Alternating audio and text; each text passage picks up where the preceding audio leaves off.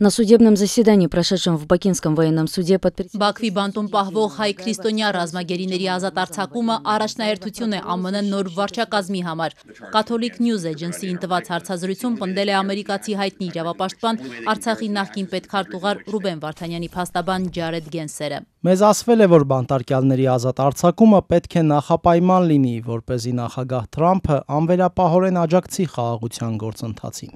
Թե ԱՄՆ նոր վարչակազմից կոնկրետ ով է նման հավաստիացումներ տվել, Գենսերը չի մանրամասնել։ Ամեն դեպքում հրապարակային նման կոչ նախագահ Թրամփի վարչակազմից առայժմ չի հնչել։ Սակայն շաբաթներ առաջ ԱՄՆ նախագահի ազգային անվտանգության գծով խորհրդական Մայք Ուոլցը իր ադրբեջանցի պաշտոնակցի Հիկմեթ Հաջիևի հետ զրույցում ասել էր, որ պետք է ավարտին հասցնել խաղաղության գործընթացը եւ ազատ արձակել բանտարկյալներին։ Իդեպ ամերիկացի հայտնի իրավապաշտպան Ջարեդ Գենսերը խիստ կարևորում է, որպեսզի Բաքվի բանտերում պահվող հայ ռազմագերիների ազատ արձակման հարցը նախապայման դառնա խաղաղության պայմանագրի ստորագրման համար։ Գենսերը նշել է, որ այս առանցքային հարցերի լուծումը ներառված չէ խաղաղության պայմանագրում եւ ոչ էլ երկկողմ օրակարգի մաս է։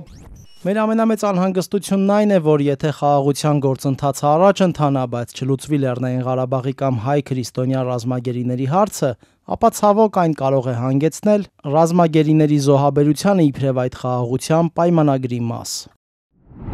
Իրավապաշտպանը նաև ընդգծում է, որ հայ առաքելական եկեղեցու հետևորդ Ռուբեն Վարդանյանին Բաքվի բանտում արգելել են աստվածաշունչ ունենալ, ինչն ըստ փաստաբանի ամրապնդում է այն համոզմունքը, որ նա եւ Լեռնային Ղարաբաղի մյուս ղեկավարները հետապնդվում են ոչ թե որ նրանք ենթադրյալ անջատողականներ են, այլ որ քրիստոնյաներ են։ Прокуроры, защищающие государственное обвинение, задавали вопросы Давиду Ишханяну, который был председателем парламента и занимал другие должности так называемого режима. Իդեպ նախորդին Բաքվի ռազմական դատարանում հարցաքննվել է Արցախի ազգային ժողովի նախագահ դաշնակցական Դավիթ Իշխանյանը։ Միջազգային կառույցների եւ անկախ լրատվամիջոցների բացակայության պայմաններում ընթացող դատավարության ընթացքում ըստ պետական ազերթաջ գործակալության Արցախի խորհրդանի նախկին ղեկավարը պատասխաներով դատախազի հարցին, թե որն է եղել Ղարաբաղյան առաջին պատերազմի նպատակը, Իշխանյանն ըստ ազերթաջի ասել է, որ այն ժամանակ երիտասարդ է եղել, բայց հետո հասկացել է, որ նպատակը Արցախի եւ Հայաստանի միավորումն է։ Стратегическая цель состояла в объединении Карабаха с Арменией. Իշխանյանն ըստ Բաքվի պետական լրատվամիջոցին նաև պատմել է, որ ծնվել է ԽՍՀՄ Ադրբեջանում։ Սովետական միության փլուզումից հետո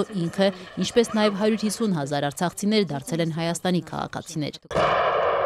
Ղարաբաղյան առաջին պատերազմի ժամանակ մասնակցել է ռազմական գործողություններին Աղդամում, Քելբաջարում, Հադրութում, Մարտակերտում։ 1992-ին ղեկավարել է Հադրութի 8 գումարտակներից մեկը եւ ենթարկվել է Մոնթե Մելքոնյանին, իսկ բանակը ղեկավարել են Սամվել Բաբայանն ու Սերժ Սարգսյանը։ Իշխանյանը չի թաքցրել ադրբեջանական զինուժի դեմ մղած մարտերում պարգևատրվել է մարտական խաչ շքանշանով։ Он сказал, что орден Боевой крест был вручен ему за его боевую деятельность.